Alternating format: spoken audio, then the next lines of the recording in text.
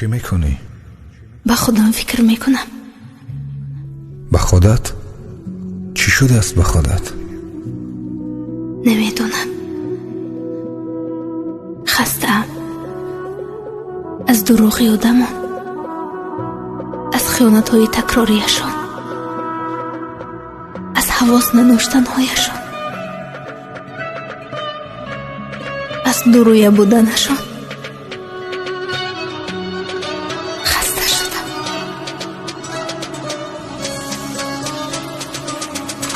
میخواهم وارد یک مغازه شوم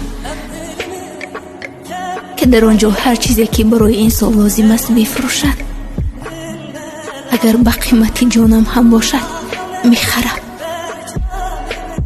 خنده های صمیمی را، خوشحالی را، صمیمیت را،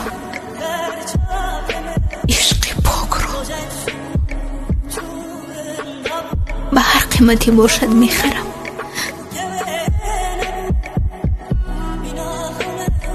میخواهم نباشم در میان این آدمانی دروغ نباشم.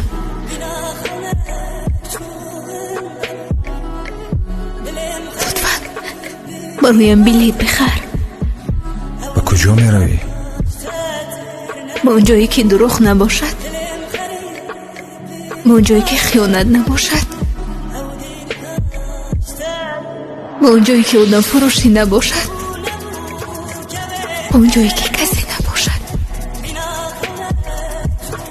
به اون جایی که خودم باشم. تمام کسی نباشد.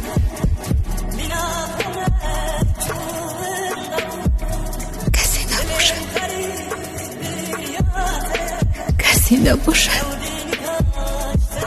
فهمم.